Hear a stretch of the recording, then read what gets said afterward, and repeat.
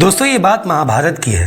महाभारत के युद्ध की तैयारियां हो चुकी थी। कौरव पांडव के बीच शांति वार्ता का संदेश लेकर शांति दूत बनकर स्वयं भगवान श्री कृष्ण को भेजा गया। भगवान कृष्ण ने संधि का बहुत प्रयास किया, किंतु दुर्योधन 5 गांव तो क्या सुई की नोक के बराबर जमीन देने को तैयार न हुआ। तो कृष्ण निराश हो गए और युद्ध की घोषणा हो गई। दुर्योधन ने भगवान श्री कृष्ण के लिए 56 भोग बनवाए थे। वो उन्हें फुसलाना चाहता था, किंतु भगवान ने संधि वार्ता विफल होने के बाद भोजन करने से इनकार कर दिया और वे जा पहुंचे विदुर के घर। विदुर जी तब तक घर नहीं आए थे। विदुर जी की पत्नी जब भगवान को देखा तो प्रेम विहल हो गई। आज जब उनकी सवारी निकल रही थी तो विदुरानी उन्हें देखने गई थी। बार बार उनके मन में अभिलाषा हो रही थी कि काश उन्हें ठीक से देख पाती, काश उनसे बातें कर पाती, पर इतनी भीड़ में उनकी एक झलक ही देखने को मिली थी और इस समय वे ही मनमोहन द्वार पर खड़े थे।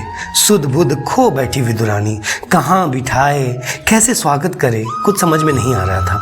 स्वयं भगवान ने कहा, अंदर आने को नहीं कहोगी काकी, मुझे बहुत जोर की भूख लगी है, कुछ खाने को दो ना। प्रेम से पागल हो गई विदुर की पत्नी। उन्हें आसन देकर बिठाया। सोचने लगी क्या खिलाऊं इन्हें। पहले से पता होता तो कुछ बनाकर रखती, पर विदुर जी इन दिनों दुर्योधन का भोजन त्याग कर केवल शाकाहारी भोजन कर रहे थे। चारों तरफ देखा, कुछ केले रखे हुए थे। जल्दी से केले उठाकर लाई और केलों को छीलकर गिरी को नीचे गिराकर केले के छिलके भगवान को खाने को दे दिया और प्रेम के भूखे भगवान उन छिलकों को चाट चाट कर इतना स्वाद लेकर खाने लगे जैसे उन्हें अमृत मिल गया हो। उतनी ही देर में विदुर जी आ पहुंचे। विदुरानी को केले के छिलके देते हुए और भगवान को खाते हुए देखा तो आश्चर्यचकित रह गए।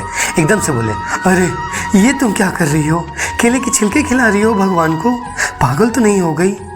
और तब विदुरानी की चेतना लौटी। हाय, ये मैंने क्या किया, छिलकों का भोग। परंतु प्रेम रस में डूबे और प्रेम के भूखे भगवान ने कहा, आप इतनी जल्दी क्यों आ गए काका, मेरा पेट तो भर जाने देते। आज इन छिलकों में जो स्वाद मिला है उसे मैं जीवन भर नहीं भूल सकता। विदुर जी ने कहा, विदुरानी तुम भोजन तैयार करो, तब तक मैं इन्हें केले छीलकर खिलाता हूँ। पर कृष्ण भगवान तो उठकर खड़े हो गए और कहने लगे, इन केलों में वो स्वाद कहाँ जो इन छिलकों में आ रहा था। मुझे तो प्रेम की भूख रहती है, नहीं तो दुर्योधन के 56 भोग छोड़कर यहाँ क्यों आता। ये कहकर उन्होंने विदुरानी द्वारा बनाए साग का प्रेम सहित भोग लगाया और चले गए।